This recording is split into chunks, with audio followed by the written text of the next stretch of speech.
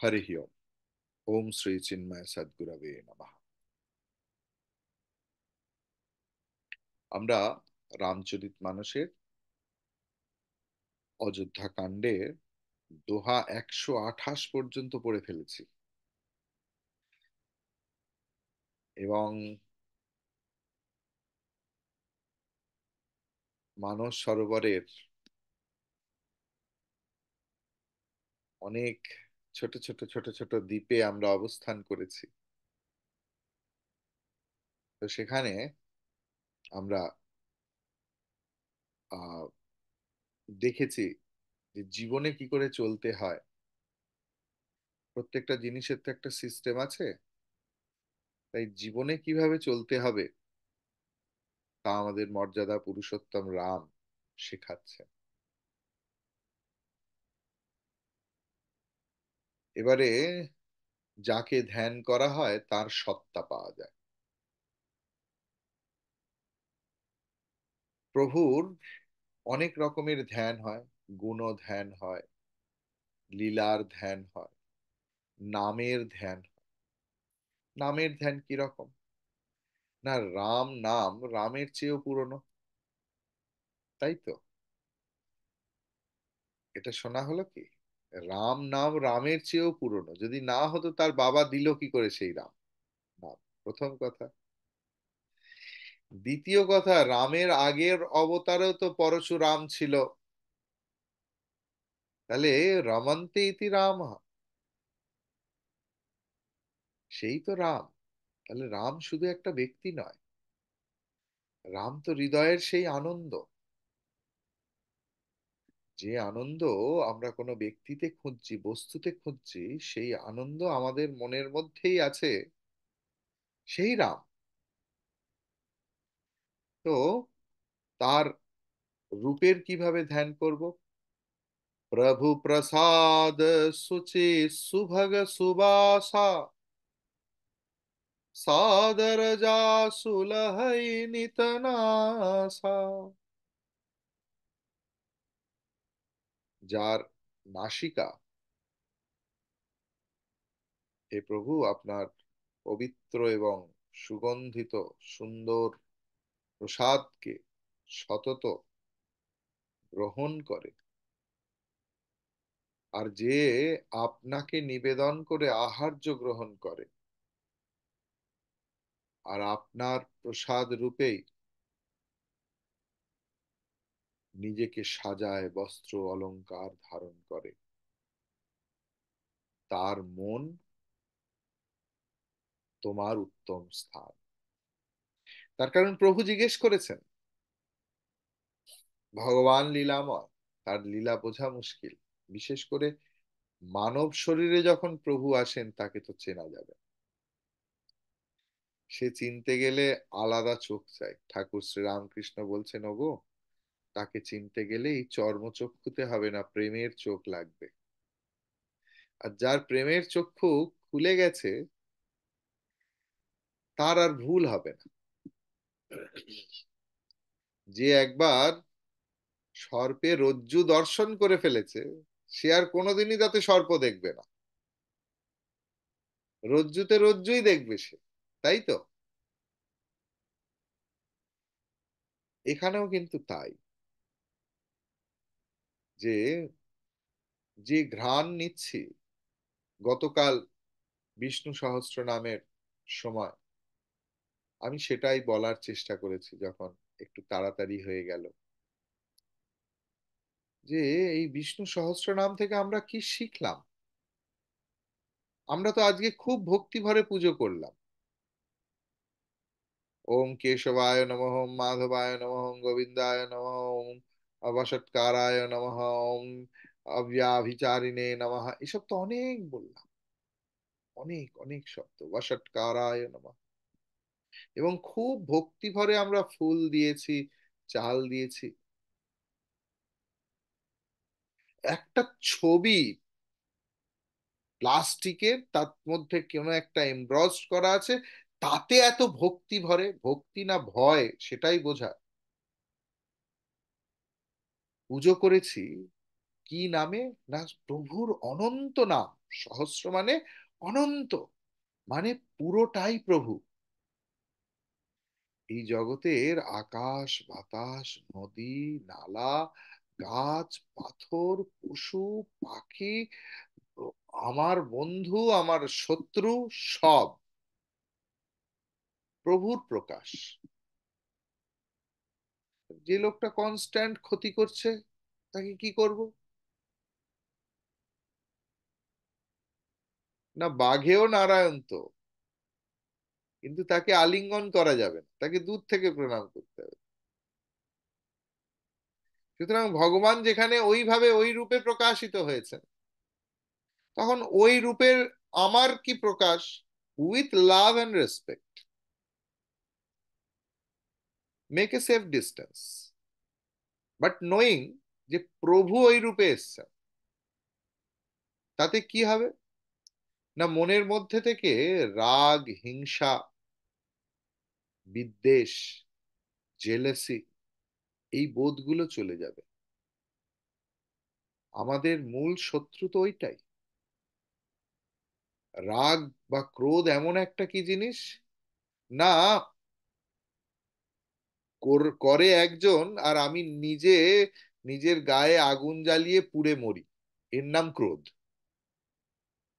দোষ একজন করে আর আমি মারা যাই ক্রোধে, মারা তো যাই না, জ্বলে পুড়ি, দ্যাট ইজ কল্ড ক্রোধ।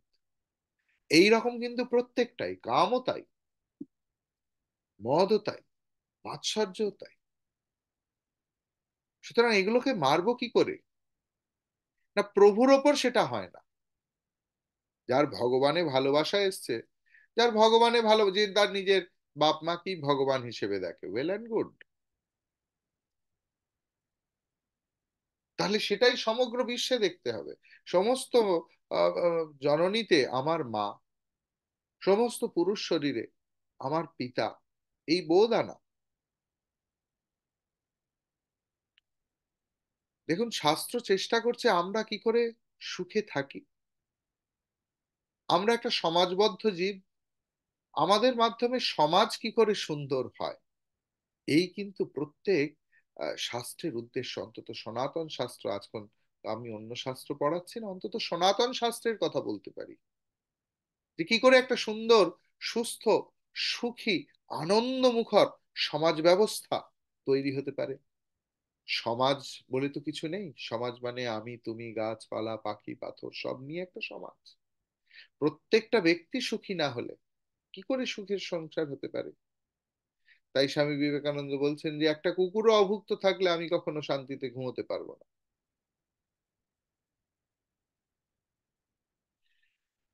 কিভাবে সম্ভব?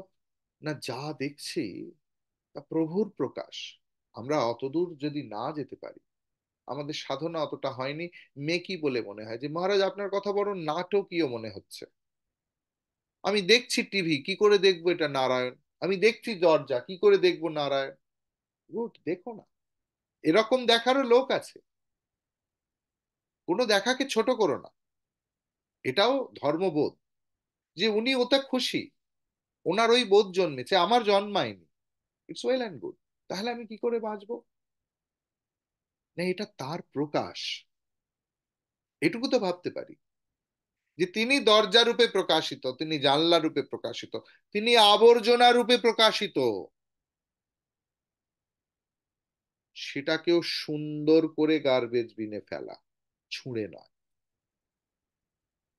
মা বাগবাজারের ঘরে ওপরে আছেন, কেউ ঝ্যাঁটার পুরনো ঝুড়িটা এরম ছুঁড়ে ফেলছেন, মা বলছেন সে কি গো, ওতেও যে আমি আছি, ওতেও যে আমি আছি।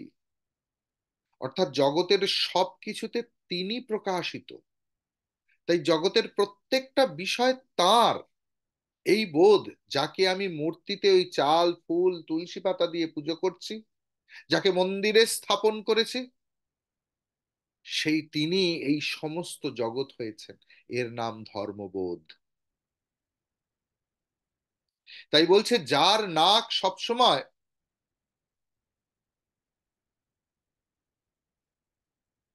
তোমার প্রসাদ রূপী সুগন্ধকে গ্রহণ করছে, খারাপ দেখতে পাচ্ছেন, সবটাই প্রভু। এবং ওই যে খাওয়ার আগে ব্রহ্মার্পণম ব্রহ্ম হবিঃ ব্রহ্মাগ্নৌ ব্রহ্মণা ব্রহ্মৈব তেন গন্তব্যম ব্রহ্ম কর্ম সমা। এইটা আপনারা, আমি সকলকে বলবো, এইটা ব্রত নিন আজ এই মুহূর্ত থেকে। প্রসাদ ছাড়া খাবো না, সে যতই বিজাতীয় বস্তু খান, ভগবানকে নিবেদন করে খাবো।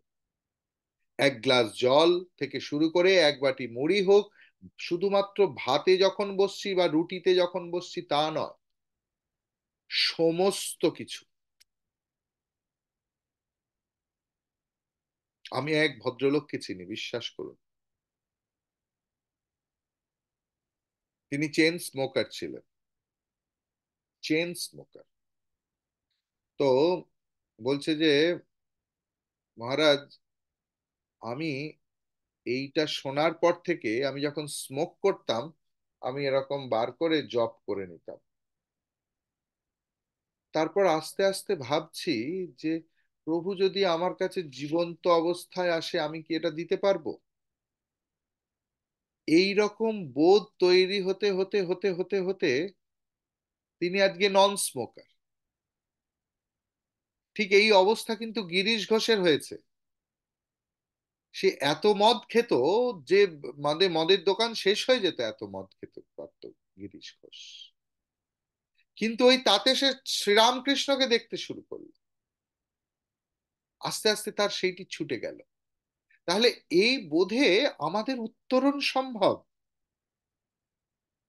যে আমরা একটা ব্রত নিন আজ থেকে, এই মুহূর্ত থেকে, যে কালকে করব না আমরা প্রসাদ ছাড়া কিচ্ছু খাবো না।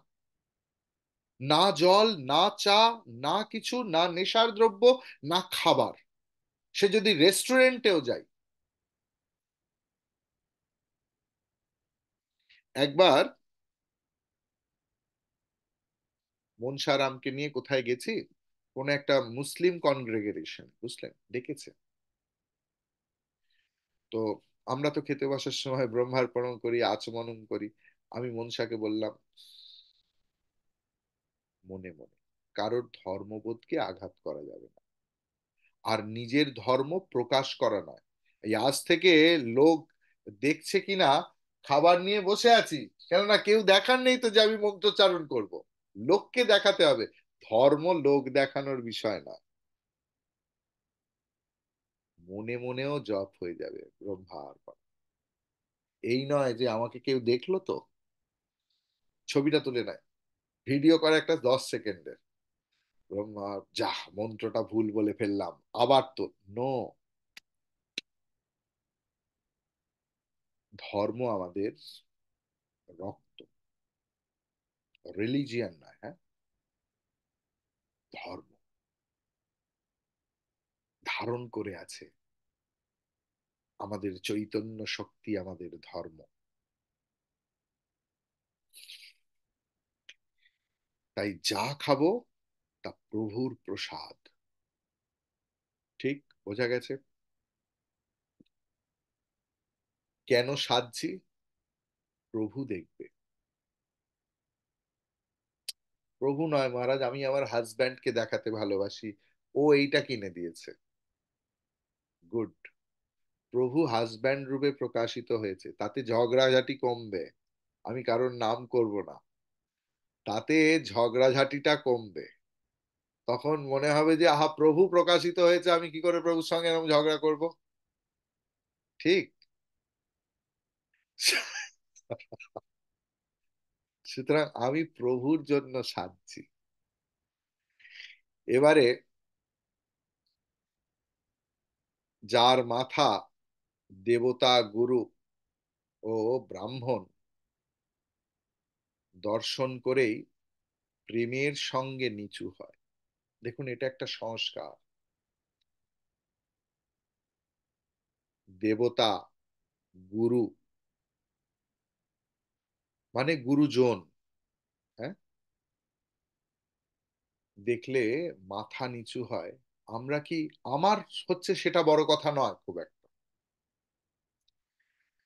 আমি কি আমার পরের প্রজন্মকে শেখাতে পারলাম, তবে আমি সফল, না হলে আমি ব্যর্থ।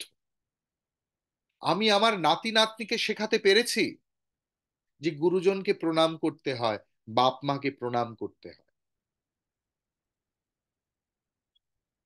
এগুলো বাবা মা শেখাবে। আজকে সৌভ্রাতৃত্ব অমুক তুসুক এইসব আমরা শুনি, আপনি বিশ্বাস করুন, আমি আমার ছোটবেলার কথা মনে আছে, আমার বাবা যখন মাজারের পাশ দিয়ে যেতাম, বাবা বলতো নমস্কার করো, গির্জায় নমস্কার করো। আমার ছোটবেলা থেকে সেই বোধ যে সেই সেই ভগবান গির্জাতেও আছেন, মসজিদেও আছেন, মাজারেও আছেন, মন্দিরেও আছেন।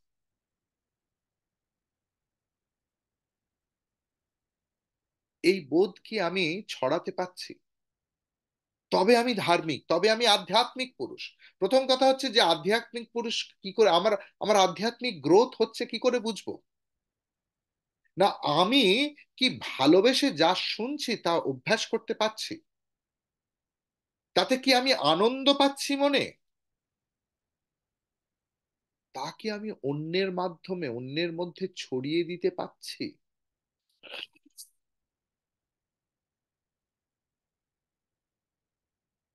দ্বিতীয়াদ বই ভয়াম ভাবতি। ছেলে কি ভাববে, মেয়ে কি ভাববে, ওরা তো এখন কনভেন্ট স্কুলে পড়ে, না না এটা বলা যাবে না, এই ভয় কেন? Perform your duty. যে আজ করেনি সে অন্যজন করবে। আমারও তো ধর্মবোধ ছোটবেলা থেকে ছিল না, আমার অনেক পরে পয়সা এসছে।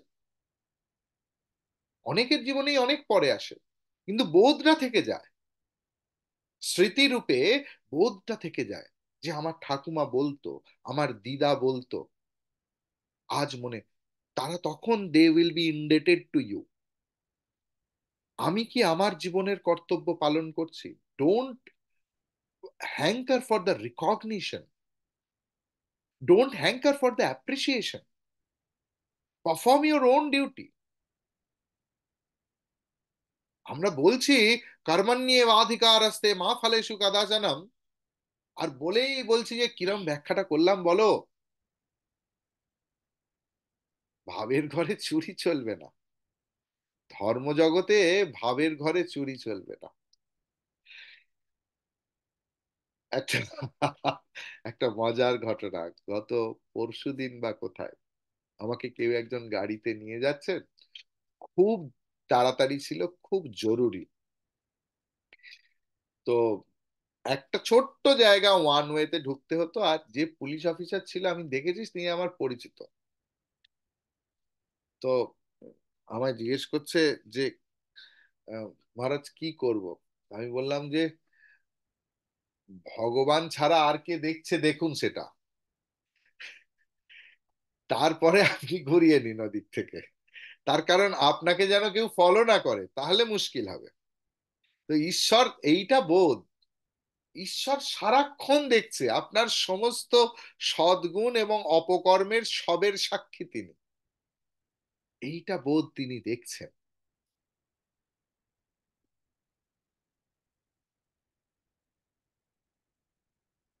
তাহলে আমরা যদি আমাদের হৃদয় মন্দিরে প্রভু মূর্তিকে স্থাপন করতে চাই,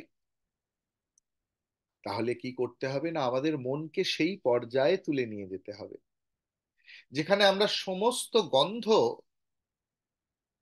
অ্যাপ্রিসিয়েট করব, যে প্রভুর।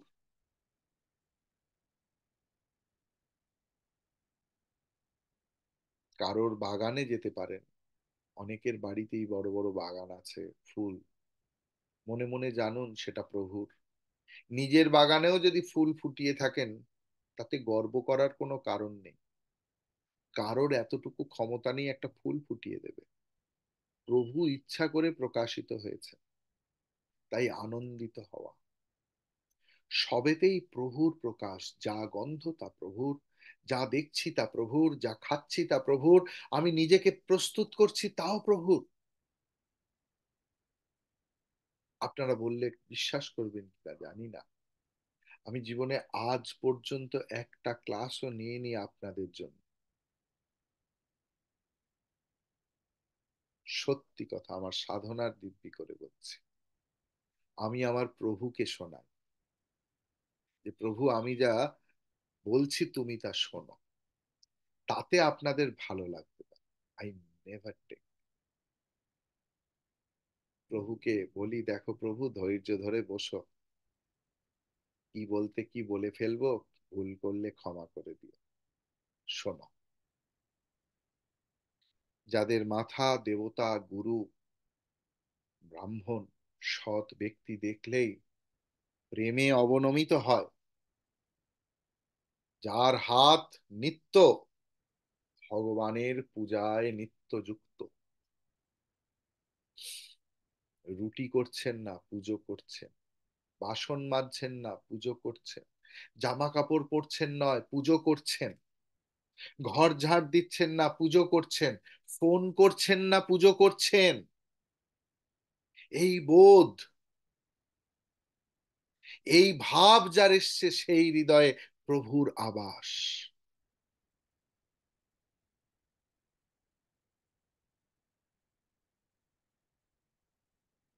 যে শুধু ভগবানের কৃপার উপর ভরসা করে, প্রভু যা করাবে আমি জানি না। আর ভক্ত কি বলবে, গুরু যা করাবে, গুরু যা বলবেন আমি কিছু জানি না। বিরক্ত হবে লোকে, হয়ও, বলবে ন্যাকামো এত বুড়ো বয়সে এইসব। আমার ছাত্রছাত্রীরা মানে নিরন্তর শোনে, আমাকেও শুনিয়েছে লোকে। কিছু বললেই তো বলবে মহারাজ জানেন, অমুক জানেন, এগুলো ন্যাকামো অমুক। এই বোধ আসতে হবে, আমি কিছু জানি না, বোধে বোধ, সত্যিই জানি না, আই ডোন্ট নো।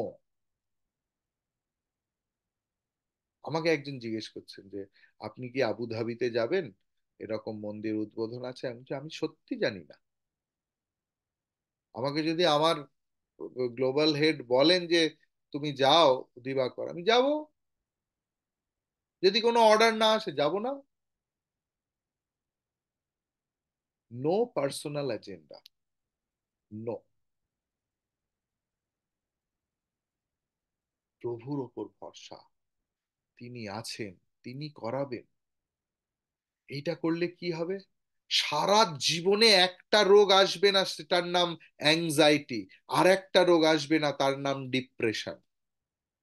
কখন অ্যাংজাইটি আসে, যখন নিজে করছি বলে আমি হেরে যাই প্রত্যেকটা মুহূর্ত, আমি লোকের ওপর ভরসা করি, ভাবি ও করছে, এবং সারাটা জীবন দায় নিইনি। এটা কেন হলো, ওর জন্য, ওটা কেন হলো, ওর জন্য, এটা কেন। এটা হ্যাবিট হয়ে যায়, আর বুড়ো বয়সে সেগুলো কন্ট্রোল করা যায় না। যা ইয়াং এজে কন্ট্রোল করতে পারবো না, বুড়ো বয়সে পারবো না। সমস্ত, একটা দিনও সে স্বীকার করতে জানে না আহা আমার ভুল হয়েছে।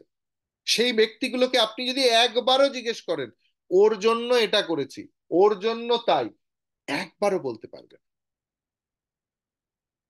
এই মানুষগুলো অ্যাংজাইটি ডিপ্রেশনে ভুগবে, বুক ধরপড় করা কিসের জন্য হয়, আমি করছি, আমি হেরে যাচ্ছি প্রত্যেক মুহূর্তে আমার নিজের কাছে। যে মানুষ সম্পূর্ণরূপে প্রভুর ওপর বিশ্বাস করে, যে প্রভু যা করাবেন, যা আসবে তা প্রভুর প্রসাদ, তার জীবনে অ্যাংজাইটি ডিপ্রেশন নামক রোগ আসতে পারে না।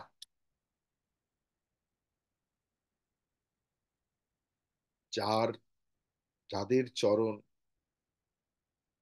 শ্রীরামচন্দ্রের তীর্থ অভিমুখে সদা ধাবিত হয়। তীর্থ মানে অনেক বড় সংস্কৃত ডেফিনিশন আছে, আমি সেটা যাচ্ছি না।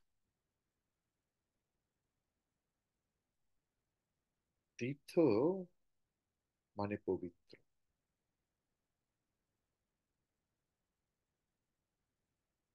তীর্থস্থান মানে, একটা হোটেল তো আর তীর্থস্থান হয় না, যেখানে মানুষের উপকার হয়, কল্যাণ হয়, যেভাবেই হোক। সবসময় যে চাল ডাল ত্রিপল কাপড় দিলেই উপকার হয় তা না,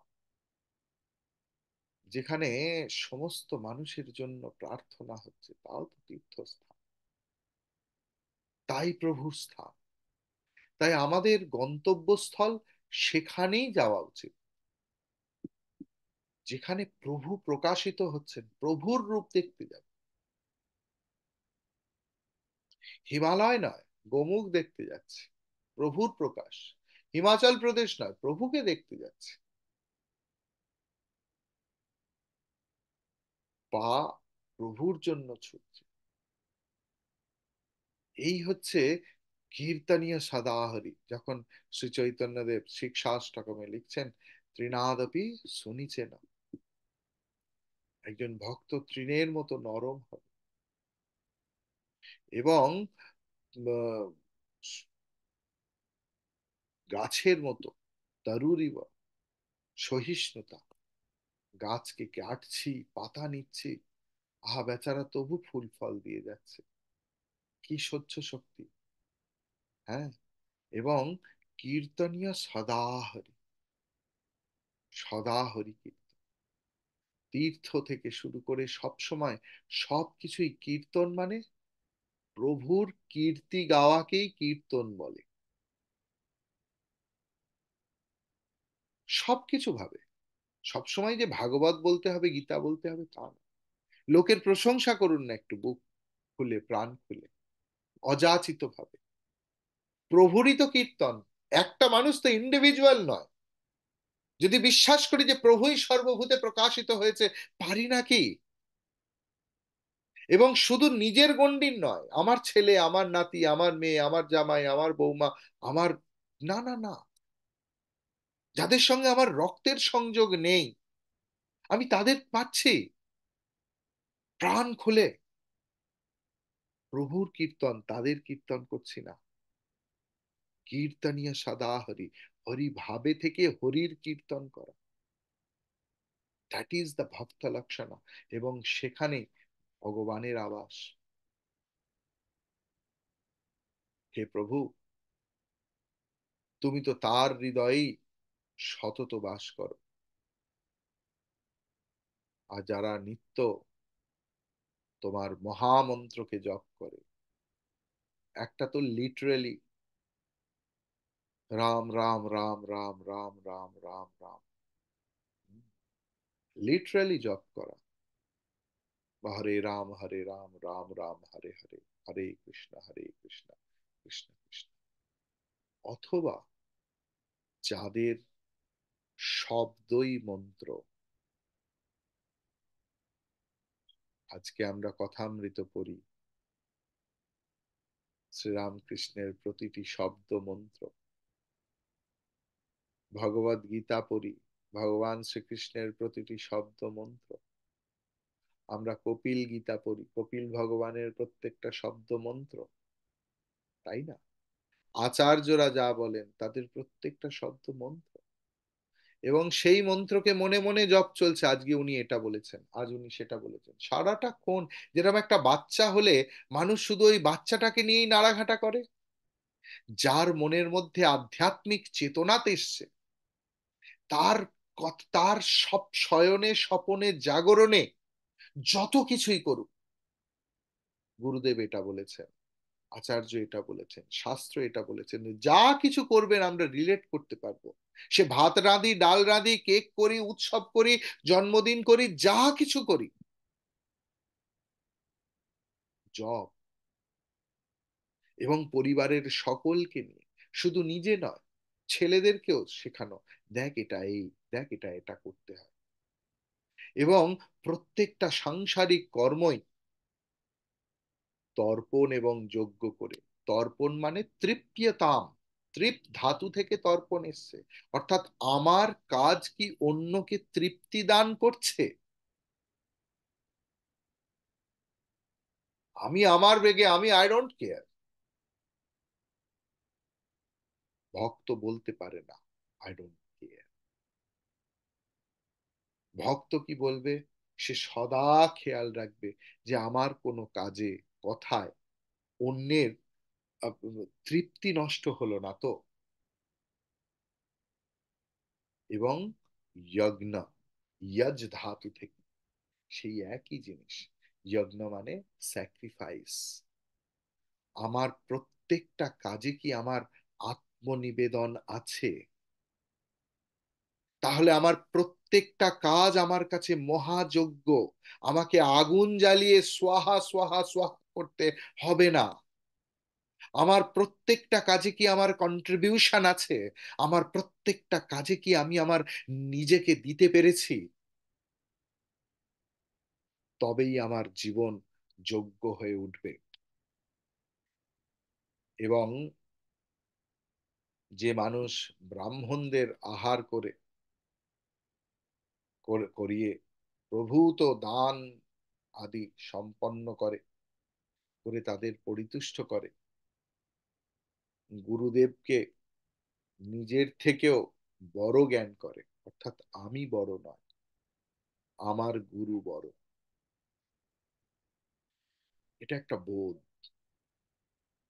হয়তো শিষ্য ফুল এডুকেটেড হতে পারে, Oxford, Harvard, PhD, double PhD, triple PhD, আর বেচারা গুরু হয়তো স্কুলের গণ্ডিটাও পেরোতে পারে। যদি গুরুকরণ করে ফেলি, গুরুর মাপকাঠি স্কুলের ডিগ্রি নয়, গুরুর মাপকাঠি বোধে, গুরুর মাপকাঠি চৈতন্য সত্তায়, গুরুর মাপকাঠি প্রেমে, গুরুর মাপকাঠি আহ, প্রতিজ্ঞায়, গুরুর মাপকাঠি তার জীবন চর্চায়। এই রকম অক্সফোর্ড পাস হাজার হাজার লক্ষ লক্ষ লোক পড়ে আছে। কজনকে চিনি? রবীন্দ্রনাথকে নিয়ে রিসার্চ হয়, শ্রীরামকৃষ্ণকে নিয়ে রিসার্চ হয়, যারা জীবনের ওই শিক্ষাকে, কাগজের শিক্ষাকে নিজেদের জীবনে অঙ্গীভূত করতে পেরেছে, আত্মীকরণ করতে পেরেছে, অ্যাসিমিলেট করতে পেরেছে। তিনি আমার গুরু, যিনি আমাকে ভালোবাসতে শিখিয়েছেন, যিনি আমাকে শিখিয়েছেন জ্ঞানের গরিমা করতে নেই, জ্ঞান তার আপন গরিমায় গর্বিত। তিনি আমার গুরু। গুরুই ঈশ্বর, এই বোধ যার এসেছে, তার হৃদয়ে ভগবান বাস করেন, তার সেবা পুজো করে, তার মন্দিরেই সীতা দেবী রঘুকুলকে নিয়ে সম্মিলিতভাবে বাস করে। হরি ওম তৎসৎ।